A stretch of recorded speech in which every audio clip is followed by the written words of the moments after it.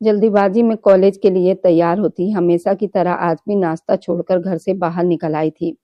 बल्कि अब तो ये रोज की ही आदत बन गई थी।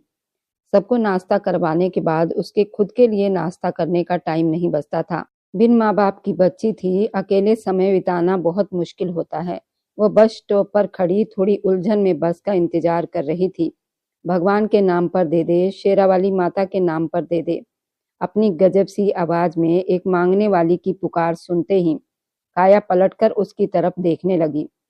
धूप बहुत तेज थी, उसका चेहरा चमक रहा था। चेहरे पर अनगिनत झुर्रियां थी।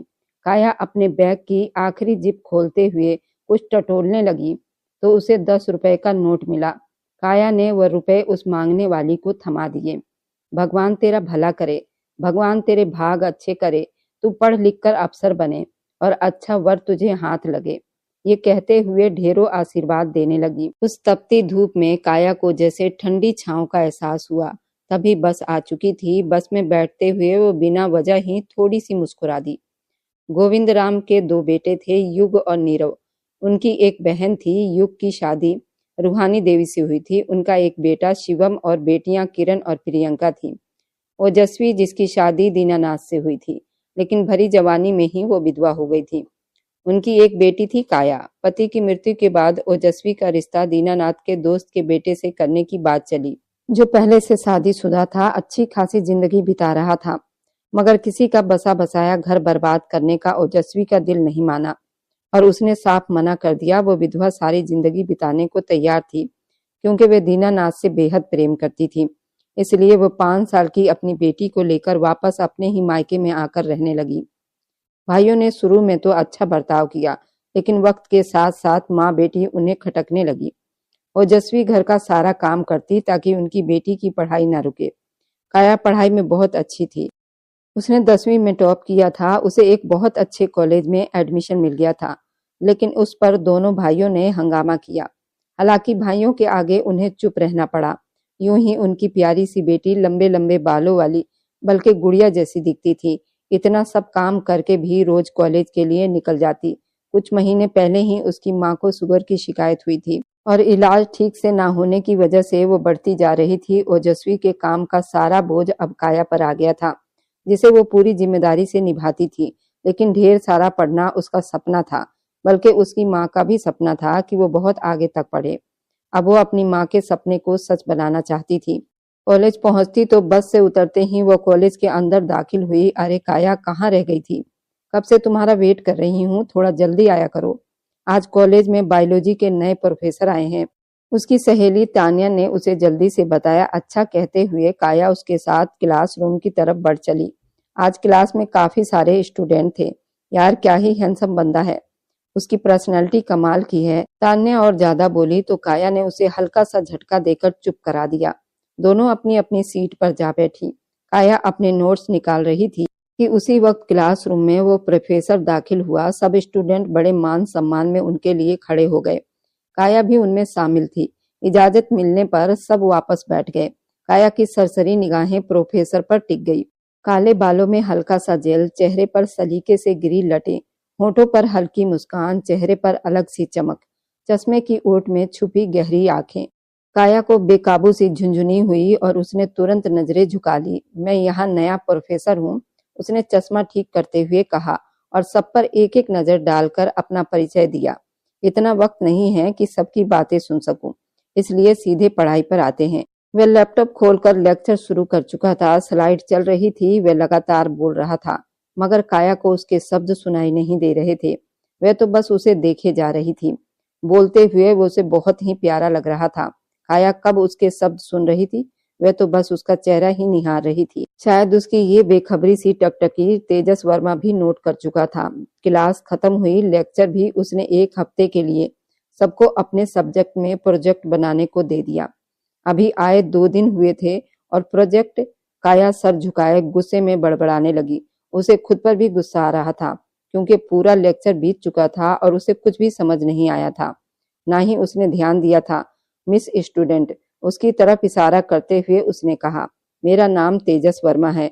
उसके हाँ में सिर हिलाने पर काया खड़ी हुई। कल सबसे पहले आप प्रोजेक्ट देंगी, आउट ऑफ एनी एक्सक्यूज, उसने थोड़ा सा सख्त लहजे में कहा। काया ने मुंह बनाते हुए हाँ में सिर हिला दिया। वह जा चुका था, लेकिन काया के लिए एक अधूरी सी कहानी पीछे छोड़ गया था। तुम्हारा मुंह इतना क्यों बना हुआ है? तान्या ने उसके चेहरे की तरफ देखते हुए पूछा।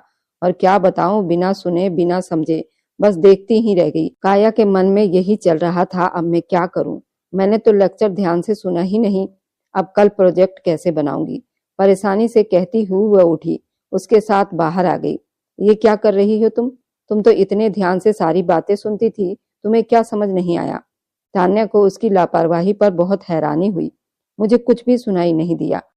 छोड़ो। उलझन में डूबी काया की हालत देखकर तान्या समझ ही नहीं पाई कि वो क्या कहे, और अगर समझाने बैठती तो जरूर उसका मजाक उड़ाती।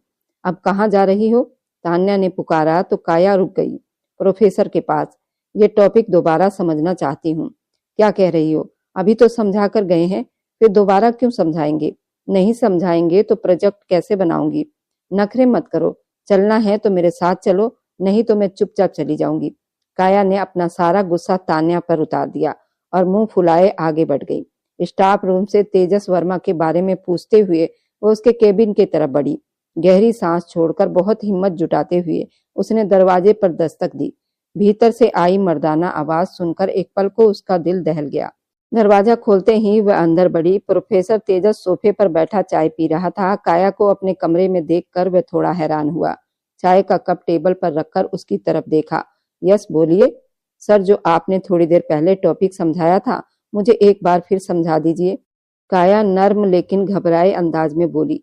मैं क्लास में समझा चुका हूँ, अगर कोई समस्या थी तो वहीं पूछ लेती, अब अकेले में कैसे समझाऊंगा?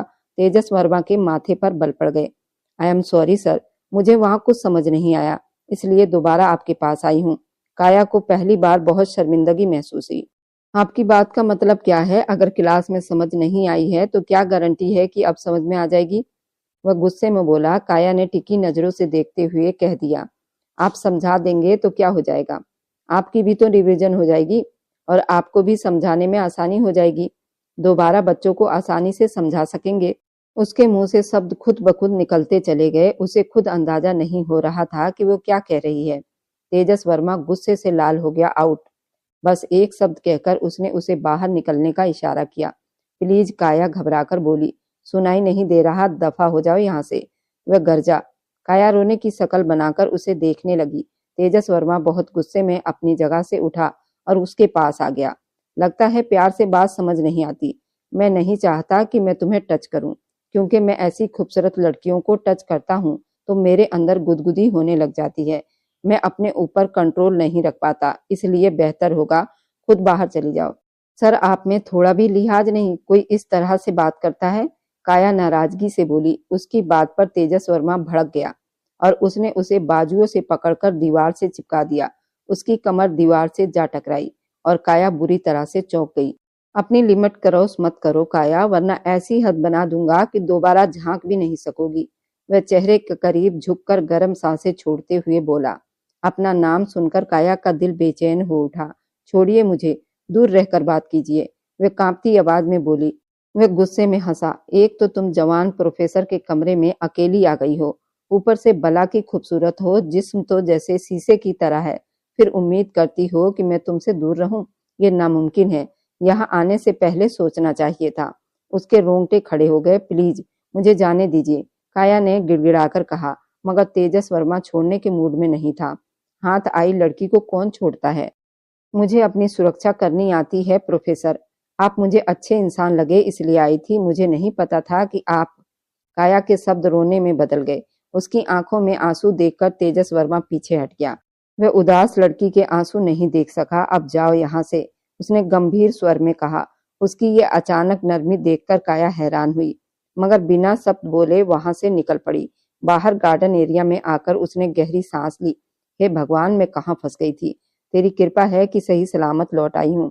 मेरा भी आज दिमाग काम नहीं कर रहा था। बुदबुदाते हुए वो क्लास की तरफ बढ़ गई। प्रोजेक्ट समझने में उसे 2 दिन लग गए, जबकि अब प्रोजेक्ट को जमा करने के लिए बस 2 दिन ही बचे थे और प्रोफेसर का दिन कल था। रात गहरी होती जा रही थी। वो प्रोजेक्ट पर काम कर रही थी। घर के काम भी निपटाने थे। दिन में उसे पढ़ने का वक्त नहीं मिला था, इसलिए वह रात का ही वक्त चुनती थी। नींद के झटके भी आ रहे थे, मगर प्रोजेक्ट पूरा करना भी जरूरी था। वह किसी भी हाल में खराब ग्रेड नहीं लाना चाहती थी। तभी मोबाइल की बेल बजी। काया ने बिन देखे कॉल उठा ली। हेलो, कौन? कंधे और गाल के बीच में मोबाइल दबाए लैपटॉप पर हाथ चलाती रही। 2-3 बार हेलो कहा। जवाब न मिलने पर कॉल काट दी और पूरे ध्यान से प्रोजेक्ट में जुट गई। रात के 2 बज चुके थे। काम करते करते उसकी नजर पास रखे पानी के जग पर जा ठहरी तो देखा जग खाली पड़ा हुआ था। उसे भरने के ख्याल से वह अपने कमरे से निकलकर किचन की तरफ चली गई। पानी का जग भरकर जैसे ही वापस पलटी तभी उसे सीढ़ियों के पास पिलर के नीचे कुछ अजीब सी आवाज सुनाई दी। वह वहीं रुक गई। दिल एक पल के लिए जोर से धड़क उठा था, लेकिन ये सोचकर कहीं कोई चोर न हो, उसने जाकर देखना ही ठीक समझा। अपने हाथ में पानी का जग लिए वह धीरे धीरे आगे बढ़ रही थी। वहां पहुंचकर रुक गई, ये देखने के लिए कि आखिर वहां कौन है। लेकिन सामने मौजूद उन 2 लोगों को देखकर काया की आंखें फटी की फटी रह गई। पीहू किसी लड़की के साथ अजीब अवस्था में थी। वह लड़का उसके दोनों ब्यूटी बॉर्न को अपने हाथों से मसल रहा था। कभी उसके होठों से चिपक कर उसे किस करता था। बस करो ना, पीहू इतराकर बोली। तुम मुझे प्यार नहीं करने दोगी तो मैं कहाँ जाऊंगा? मेरा बस चले तो मैं तुम्हें हर पल यूं ही प्यार करता रहूं।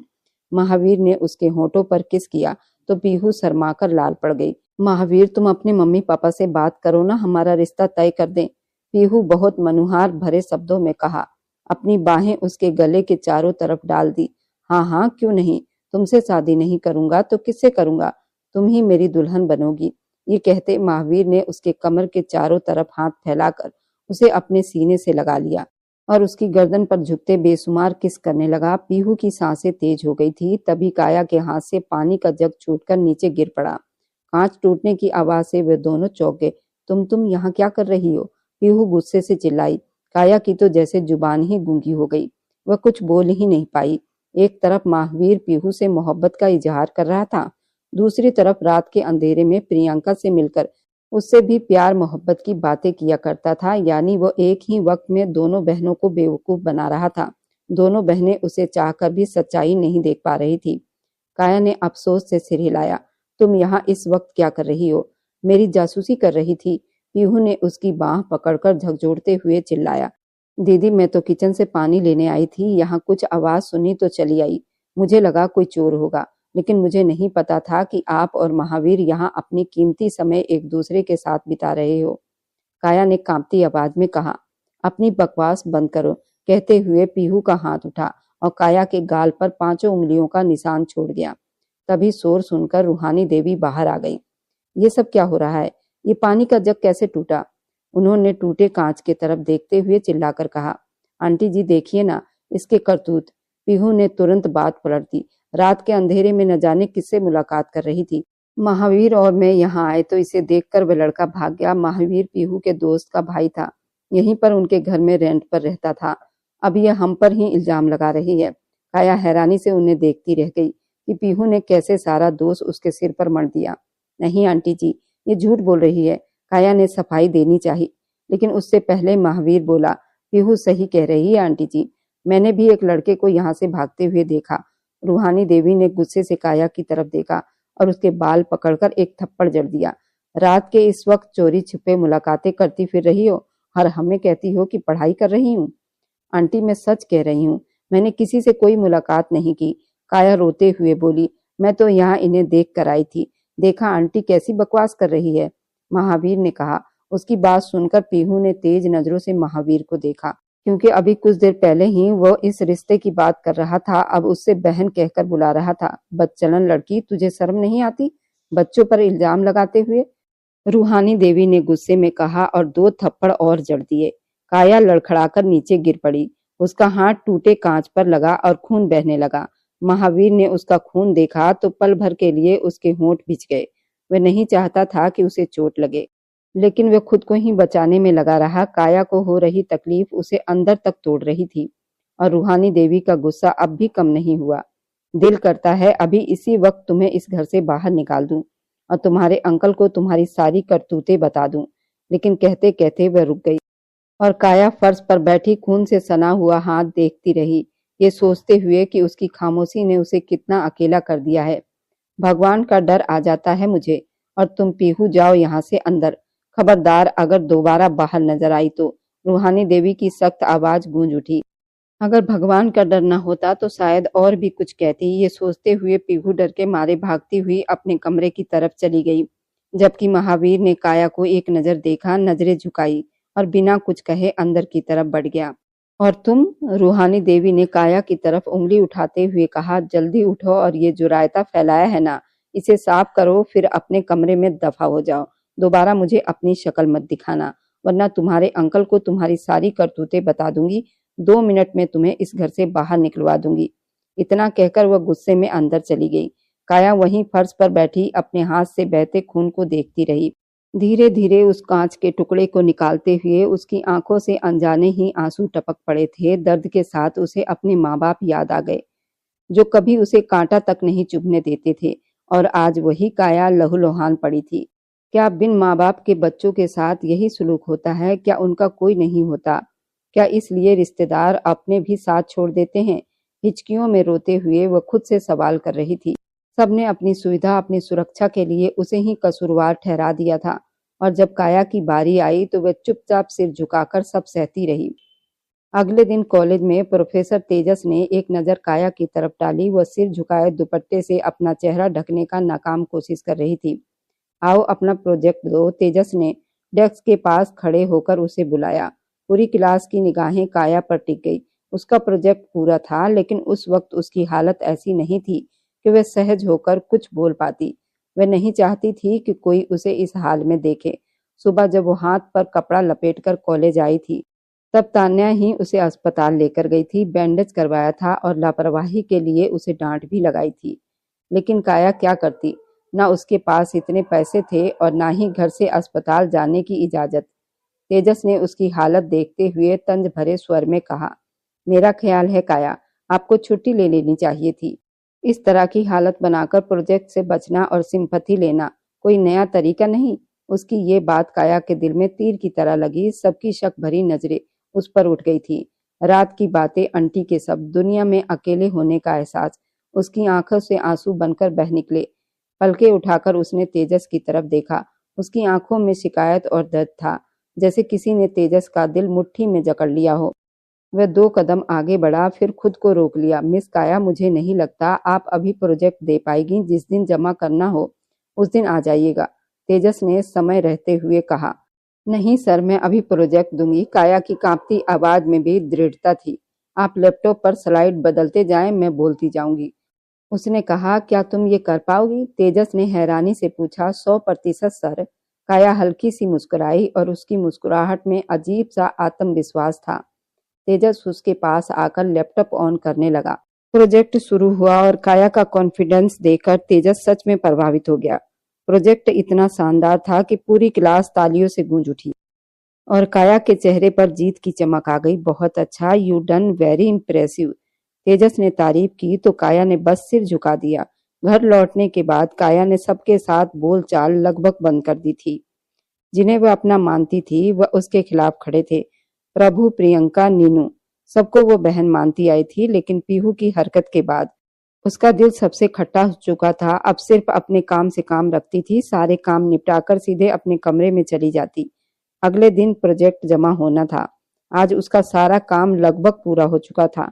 शाम को कमरे की तरफ जाते हुए उसने अपने नाम की आवाज सुनी।